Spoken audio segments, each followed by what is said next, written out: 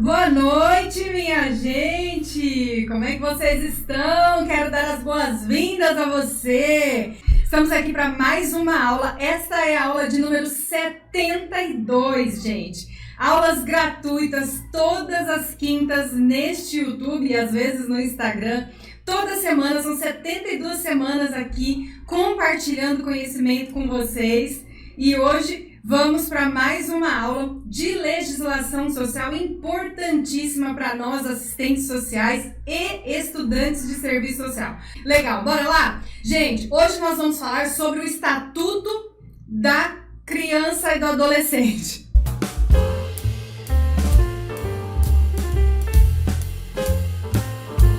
Então, gente, ó, a aula hoje, Estatuto da Criança e do Adolescente, esta é a lei número 8.069, de 13 de julho de 1990.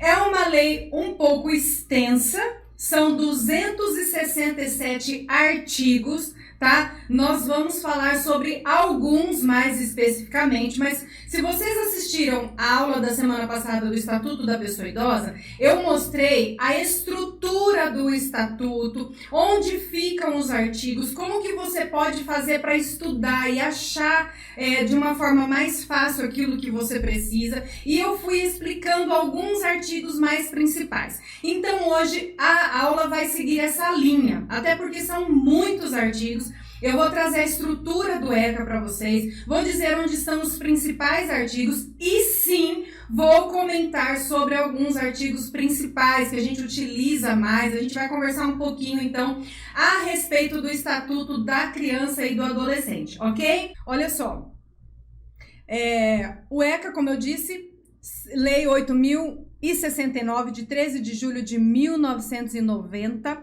267 artigos. Não vamos falar um por um, vamos falar aqui dos principais. Todos são extremamente importantes, todos eles, todos. Não dá para falar que um é principal e se sobressai ao outro, não, todos são. Mas como em uma hora e meia aqui é difícil de falar todos eles, não tem como a gente falar todos eles, eu vou escolher alguns para a gente poder discorrer aqui e entendermos melhor do que trata este estatuto, tá?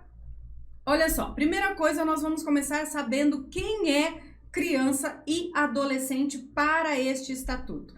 Quem é criança e adolescente? Artigo 2 traz que considera-se criança para os efeitos desta lei a pessoa até 18 anos de idade incompletos e adolescentes aquela pessoa entre 12 e 18 anos de idade. Parágrafo único do artigo 2 traz o quê? Nos casos expressos em lei, aplica-se excepcionalmente este estatuto a pessoas entre 18 e 21 anos de idade, em casos excepcionais, tá? Via de regra, crianças, olha só essas informações que eu coloquei aqui de forma separadinha na planilha para vocês verem. De 0 a 12 anos incompletos, criança, ou seja, tem menos de 12 anos, é criança. De 12 anos completos até 18 anos incompletos, adolescente. Ou seja, entre 12 e 18 anos é adolescente. Olha aí aparecendo para vocês.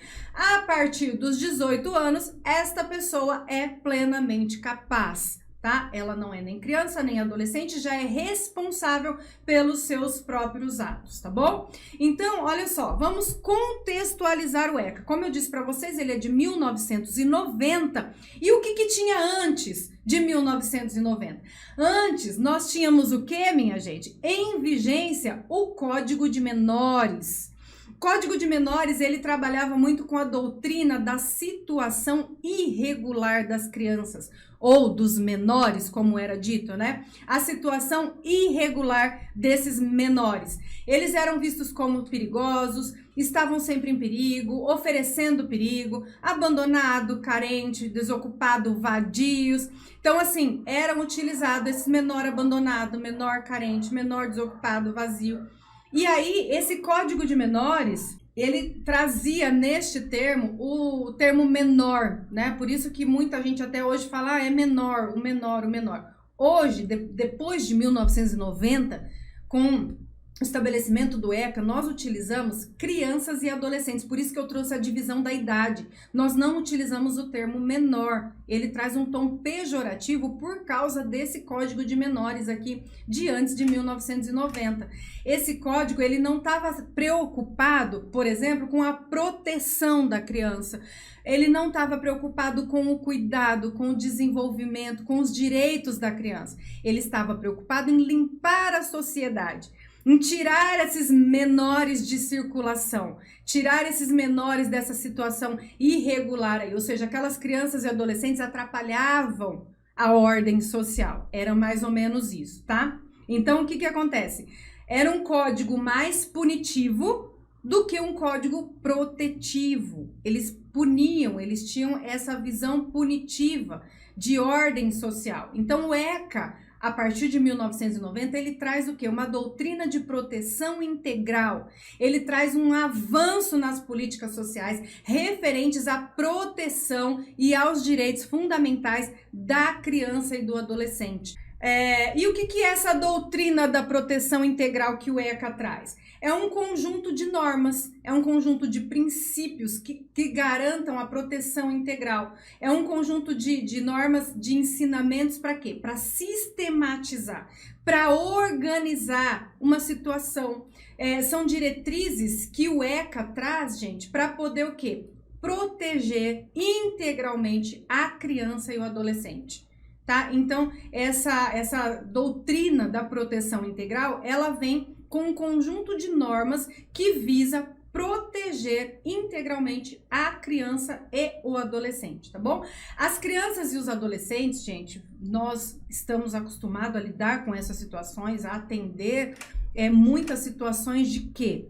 De violência. Todas as formas de violência, seja física, psicológica, as crianças têm os seus direitos violados, têm suas infâncias roubadas, muitas crianças sofrem muitos abusos, eles são muito maltratados, alguns, ou uma grande maioria aí, não têm acesso à educação, não têm acesso à saúde, não têm acesso a uma moradia digna.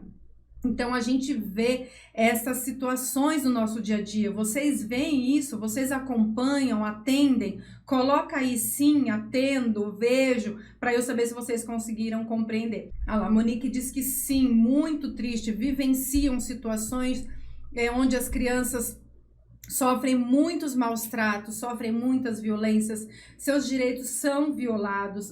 Tem mais gente colocando que sim.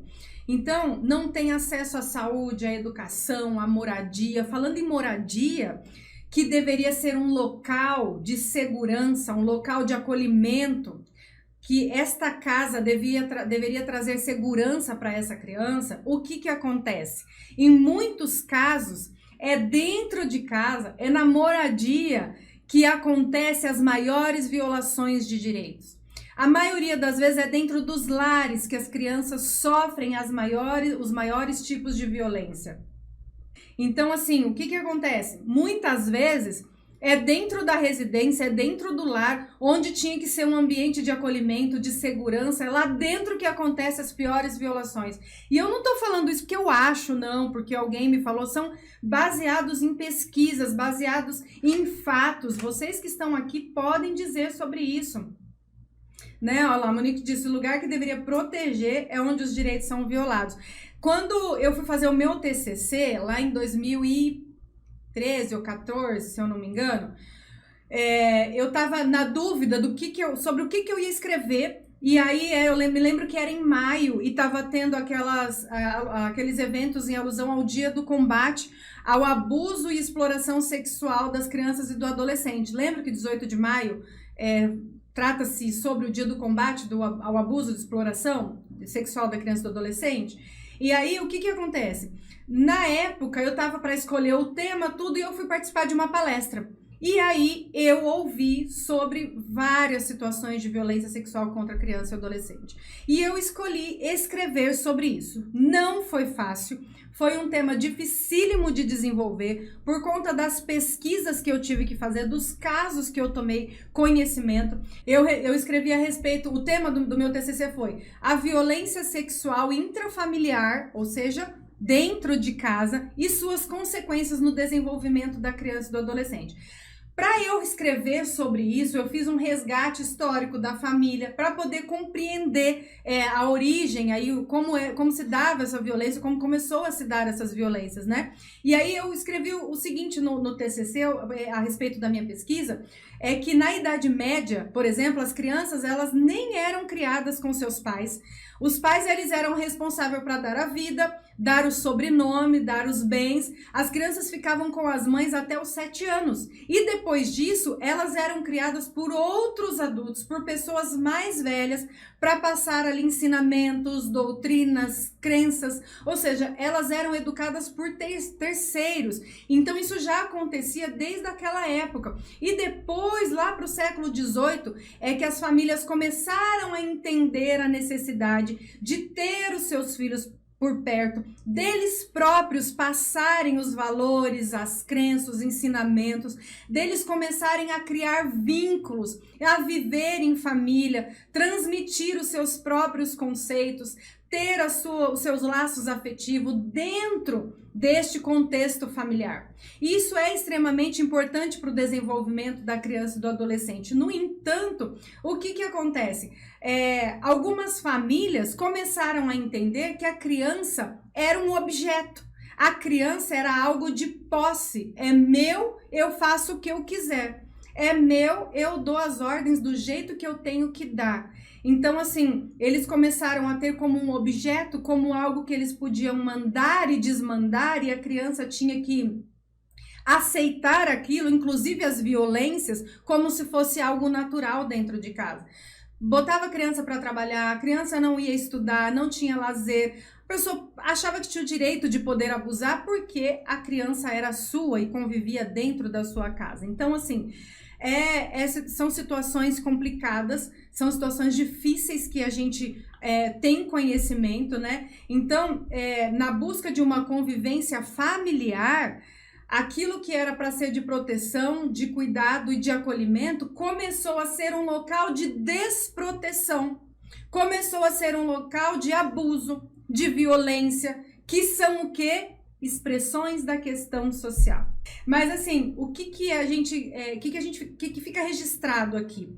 Todas essas desproteções, essa falta de cuidado, as violências, os abusos são expressões da questão social que nós temos que lidar diariamente com as nossas crianças. Então, eu falo muito sobre isso porque, de acordo com as pesquisas, quando eu fui para fazer o meu TCC, eu fui descobrindo que os maiores abusos eram cometidos pelos próprios familiares, dentro das próprias casas. Por isso que o meu tema foi violência sexual infantil intrafamiliar, porque é dentro de casa, às vezes com as pessoas mais conhecidas, com aqueles mais próximos. Às vezes fica pensando que é com um estranho e nem é. Acontece dentro de casa. Então, o que aconteceu? As crianças começaram a reproduzir aquilo que elas recebiam dentro de casa. Aquela violência, aquela desproteção, aquelas situações de abuso, eles começaram a reproduzir. Eles devolviam para a sociedade aquilo que eles recebiam em casa. E aí eles eram considerados o quê? Antes de 1990, antes do ECA, menores infratores. Menores que perturbavam a cidade, os menores que estavam prontos para bagunçar, para ter aquela desordem social, e o Código de Menores estava pronto para punir, certo, gente? Sem contar o que? A pobreza e a situação que muitos menores viviam e ainda vivem, né? Não têm acesso à alimentação, passam fome, passam frio, sem direitos nenhum, sem saber a quem recorrer, a quem buscar. Eles tinham somente punição, só punição naquela época, porque a intenção do Código de Menores era limpar a sociedade. Mas, 1990, é estabelecido o ECA, que vem com a doutrina da proteção integral das crianças e adolescentes, e ele vem trazer o quê? Quem é o responsável ou quem são os responsáveis para priorizar o atendimento, priorizar o desenvolvimento da criança e do adolescente. E eu vou trazer para vocês agora, a partir dos próximos artigos, quem são esses responsáveis e o que nós podemos fazer para garantir a proteção integral das crianças e dos adolescentes. Olha só, o ECA ele é dividido em duas partes. Ele mesmo traz que ele tem a parte especial, tá? Depois a gente vai chegar nessa parte especial. Vou explicar para vocês um pouco a estrutura aqui do ECA. Ele traz do artigo 1 ao artigo 6, ele vai falar sobre as disposições preliminares. Olha só, do artigo 1 ao 6 eu escolhi o artigo 4, vou ler para vocês o artigo 4. É dever da família, da comunidade, da sociedade em geral e do poder público, ou seja, eu e você estamos inseridos aqui nesses elementos que eu trouxe para vocês, de que tem o dever. Nós estamos inseridos na família, na comunidade, na sociedade e o poder público. E é dever nosso fazer o quê? Artigo 4, vocês estão lendo aí. Assegurar com absoluta prioridade a efetivação dos direitos referentes à vida, à saúde, à alimentação, à educação, ao esporte, ao lazer, à profissionalização, à cultura, à dignidade, ao respeito, à liberdade e à convivência familiar e comunitária. Gente, olha quais são os nossos deveres relacionados às crianças e os adolescentes. São muitos deveres, são muitos. E agora, a partir dos próximos artigos, a gente vai saber como assegurar isso, como garantir isso, como fazer com que essas crianças tenham acesso a isso, porque o nosso foco de trabalho é viabilizar direitos, então a gente precisa aprender quais são os direitos, qual é a prioridade absoluta aqui, como fazer para efetivar esses direitos: vida, saúde, alimentação, educação, esporte, cultura, lazer, profissionalização. Isso passa pela nossa responsabilidade, tá? Deixa eu interromper a sua aula rapidinho. Me responda uma coisa, esta aula está sendo importante para você? Este conteúdo está sendo relevante para os seus estudos? Então deixa eu te falar uma coisa. Esta aula está disponível na íntegra na minha comunidade no YouTube. Se você quer ter acesso a esta aula completa e muitas outras aulas exclusivas, eu quero convidar você para clicar aqui no link principal na descrição, assinar a nossa comunidade, e toda semana tem aula exclusiva para você, assinante. Eu espero você!